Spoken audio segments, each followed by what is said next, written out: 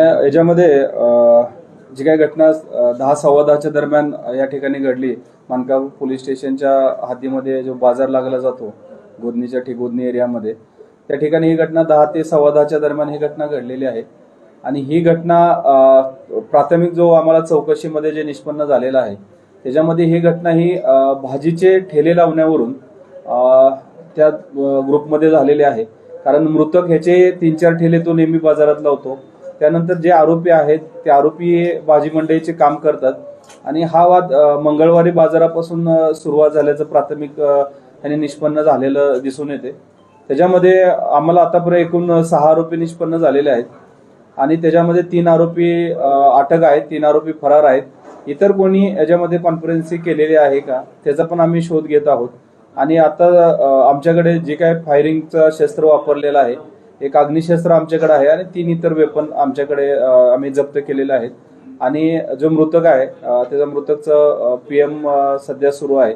आणि मृतक सोबत जो त्याच्याकडे काम करणारा एक मोहम्मद सुलतान आहे त्याला सुद्धा गळ्याला गोळी चाटून गेलेली आहे, पण त्याची तब्येत व्यवस्थित आहे, त्याला डिस्चार्ज पण केलेला आहे. एकंदरीत किती गोळ्या चालवण्यात आल्या, त्याच्यासाठी वेपन एकच वापरला होता का इतर धारदार शस्त्र होते? याच्यामध्ये प्राथमिकता जे आम्हाला माहिती मिळाली आहे त्याच्यामध्ये 2 अग्निशस्त्राचा वापर केलेला प्राथमिक ह्याच्यात दिसून येतो. आणि इतर जे 3 जप्त केलेले आमच्याकडे सत्तूर, चाकू ह्या टाईपचे वेपन आहेत. इतर आणखी 3 आरोपी अटक होणे बाकी आहे, त्यामुळे त्यांच्याकडे इतर शस्त्र निष्पन्न होण्याची शक्यता आहे.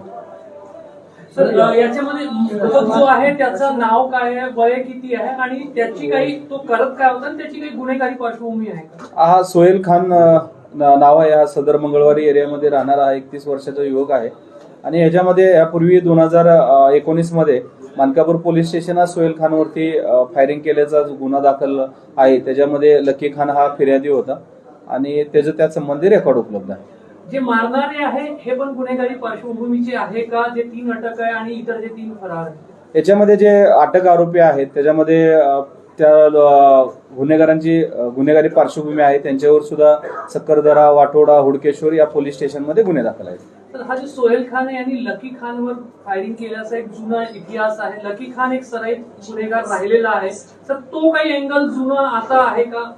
त्याच्या अनुषंगाने प्राथमिक चौकशी तसं आतापर्यंत निष्पन्न झालेलं नाहीये, पण ते तपासात जे काही निष्पन्न होईल ते आम्ही शेवटपर्यंत त्याचा तपास करू. तिथे मार्केट मधल्या काही लोकांना काही जखमी झालाय किंवा त्रास झालाय असं झालं? नाही, मार्केटमध्ये हे ज्यावेळेस घटना घडली होती त्यावेळेस निश्चितच मार्केटमध्ये धावपळ निर्माण झाली, भयभीत झाले लोक आणि तिथून पळून गेले. सर, नागपुर में कल रात को जो फायरिंग की वारदात हुई है, किस प्रकार ये हुई, अभी तक इसमें कितने आरोपी को गिरफ्तार किया और किस वजह से सब? Like, comment and subscribe.